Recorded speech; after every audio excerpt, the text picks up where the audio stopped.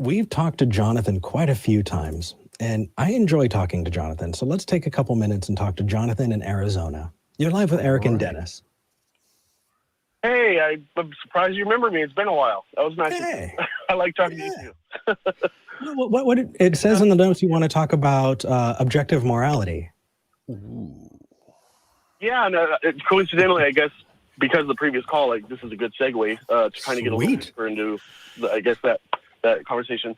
So yeah, like the basic question I asked is secular morality objective? And sure. I guess we'll just start with that question. Okay. It totally depends. There's a really, really unsatisfying answer, and I love it.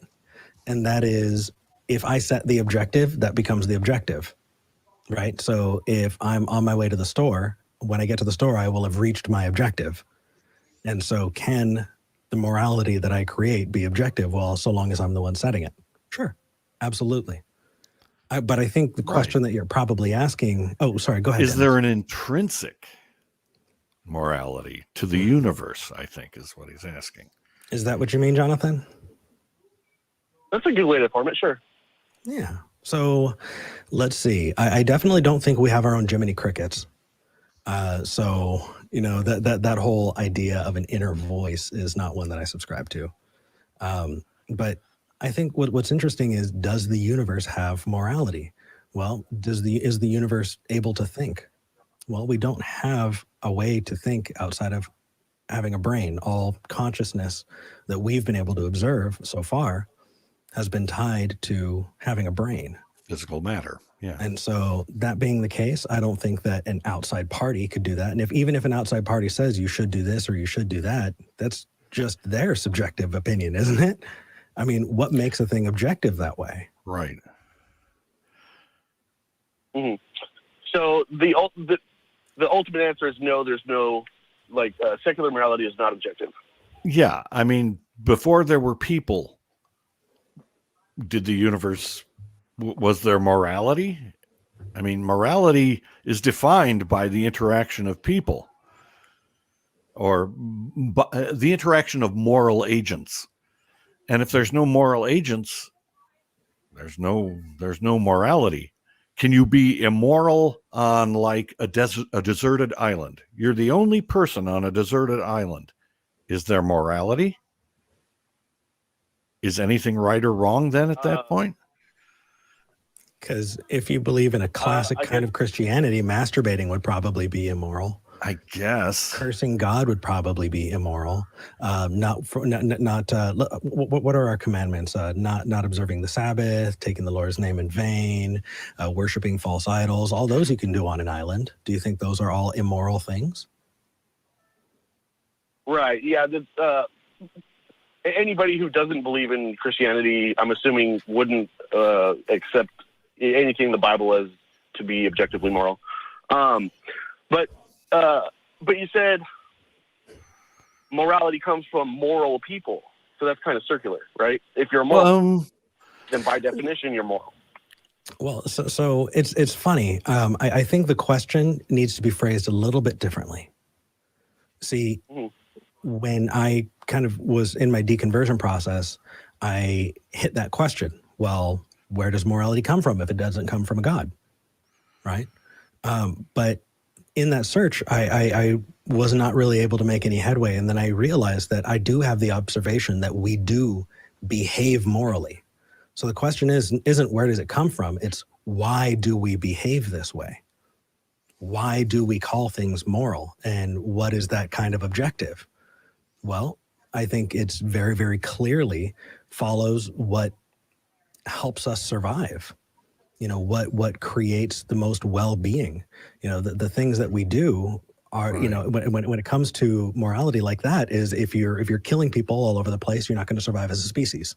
The ones that wanted to kill people all over the place didn't survive to procreate. And those who do now, we isolate. You know, yeah, but I mean, you're explaining the effect, which has nothing to do with the cause. Well, actually, the thing is you're assuming the cause comes from outside of us. And that doesn't make any sense to me. Well, because how could you have a cause without a mind, without, you know, some kind of authority to put it on us? I don't think there's an authority that can dictate morality to us. Right, I understand you don't. So Yeah. if go ahead, Dennis. And if it did dictate morality to us and we followed those moral rules, we would not be moral. No. We would be amoral at best because we're just following instructions. Yeah, good little soldiers. That's confusing, obedience with morality, and they're not the same thing. Right, but I'm not bringing up theism or like divine command theory or anything like that. Okay, that's why I specifically said secular morality. Right. So the ultimate answer is it is not ever objectively immoral to rape a child. It's just not. It's just a matter of opinion. Again, you're using your definition of objective and planting that on us. That is not how we define objective. Not like that. So that statement does not make sense. Objective by saying, you defined objective by saying if I determine it's objective, which is by definition subjective. Isn't that an interesting problem? I don't. I mean, isn't it? I don't find it as a problem. It's like it's definitely a problem. The problem of induction is something that is horrible, but we're stuck with it. Instead of saying where does it come from, say why is it the case that we behave this way? But isn't it? If I say my subjective opinion leads me to my objective opinion, it's still subjective. Like the word objective shouldn't even. Right. Okay. So let's go with this. It strikes a chord in you that sexually assaulting a child, trigger warning as we're moving into this for people, is wrong, right? It hits you at your core. Is that correct? Yes, me.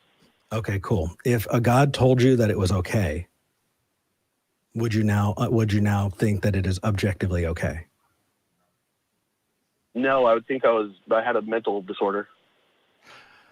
And so therein is the rub. Yeah. You are a moral agent, and confusing your moral agency with the dictate of some other arbitrary moral agent, it doesn't get you anywhere, man. The fact is we as a society have codified what we've determined, and that codification, that law, is where it's at, and that is what the best that we can come up with when it comes to objectives. But I don't think an objective can exist outside of us. And if you think it does, or you want to minimize the fact that that there's not some father figure in the sky dictating it to us, then I guess the word objective has absolutely no meaning. Because if objective only comes from God, then congratulations, you've co-opted objective. Good job. I can give you a cookie, but that's the end of the conversation. Well, I never brought God into the conversation. I don't know why you guys still want to bring God into it. because the thing is, as an atheist, there are tons of other atheists that I have everything that I disagree with them on. There are so many different flavors of atheist that to treat atheism as a position, especially when it comes to morality, it's misunderstanding atheism. You're talking about humanism, and as a humanist, even I have a lot of differences with other people, and so I can't get there. You know what I mean? Atheism, being an atheist, is not a belief system. It's not this codified set of tenets that has different rituals and dogma. No, it's just the rejection of the assertion. You asked. Atheist. I just said is secular morality. You're right. Never said you guys are atheists. Do you guys believe in this? I just said, Jonathan, you're totally right. You're totally right. I'm looking at the notes. It says is secular morality objective. You're right. I took us off course there. That's my bad. I need to own that. I'm sorry that happened. You guys have a lot of conversations. It's easy to get confused. Yeah. So if go ahead and we have to leap to conclusions a lot. Yeah. We do have 4 more callers we want to get to, but I want you to get the chance to talk to us about what you wanted to call in about. Yeah.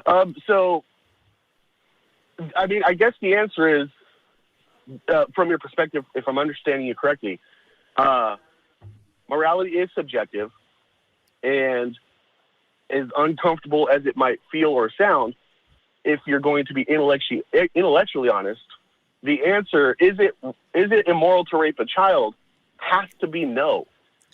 No, it could be yes. Because go ahead, Dennis. What's the goal of your morality? For people to live together in peace and harmony? If that's the goal, I think we have established that abusing children is not a way to achieve that goal. And so by definition, that would be immoral. And people are wondering in people are wondering in the chat why we're talking about this. That there's an argument for morality that asserts that a God has to exist because objective morality needs to exist. The fact is, I described a way that we can have objective morality. You reject it, and that's fine. But the fact that you're rejecting it and then putting it on us that we still need to use your definition doesn't make sense. So when you ask that loaded question, I have to say we need to stop, rewind, and recognize each other's definitions. Yeah, that's always a good idea. But what was my loaded question? The loaded question was, can it be objectively immoral for the sexual assault of a child, right? Maybe I don't know what a loaded question is because I don't see how that's a loaded question. Sure, absolutely. So loaded in that is your definition of objective. Your definition of objective carries with it the God belief already. But how do you know that? I have not defined objective.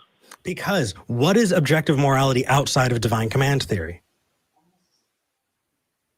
I mean, let's not dance around the fact that that's what the call is about. No, it's not. Okay, how does objective morality exist outside of there being a God? All of these assumptions about me. Why are you making Jonathan? Assumptions about me all of a sudden?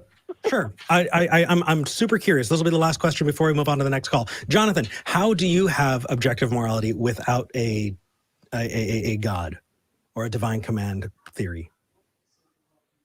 I don't. Without a God, I don't. Okay. Do you think? I'm honest with myself and saying that without an objective morality, that only leaves subjective morality. So the claim it is not immoral to rape a child has to be true by logical deduction alone. That is if you tie objective to a God, and I don't. If you say objective needs to have a God, then you've co-opted the word objective and I can't use it, which is, I mean, whatever, it's weird. But the fact is I can go to the store and that can be my objective. Right. And we can, as a society, create objectives. And so long as we are basing those objectives in the same way, then we can say that something is objectively moral or immoral. You need agency to do that.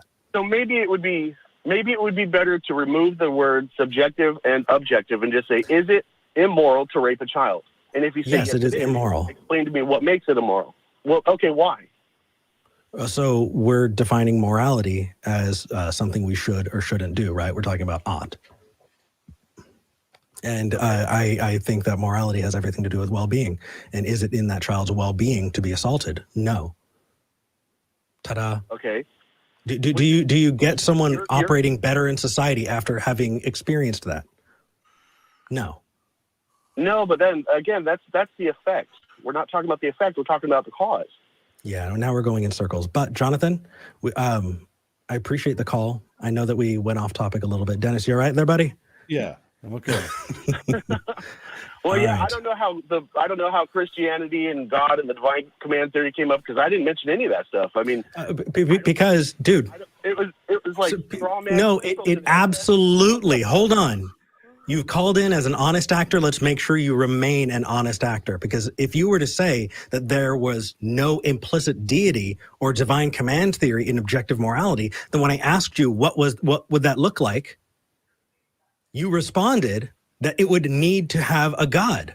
It would need to have a divine commander because it would be nonsensical otherwise. So you carried that assumption with you into the conversation. Don't try and say that that's not the case. That's fine. Just recognize your assumptions. Divine command theory, but I said I don't believe in divine command theory. Okay, then you don't believe in then you have a weird definition of objective. I feel like that's a waste of time then. Anyway, Jonathan, thank you for calling. All right. Thanks for the call. That was bizarre. I feel like it was a waste of time because the thing is, this show is about what do you believe and why, right? How do you justify that? And the reason that we took that call and spent so much time on it is because there's an argument for morality. It is a word game that people like to play, and they carry a lot of assumptions in it. And it is useful that we have this conversation so people can see those assumptions laid bare, so they're not taken back when some asshat thinks that they have the keys to morality. Well, it seemed to me that he was trying to assert that if morality is all subjective and there's no objective, there's no divine command theory, then raping a child can't be morally wrong because it's all opinion. But I have to go, well, no, because the definition of morality should probably include, like, well-being. And if it does, then that assault is demonstrably not moral because it causes harm. Which is opposite of the definition of moral. At least how we define it. Weird. But it takes us in a circle. All right, let's move on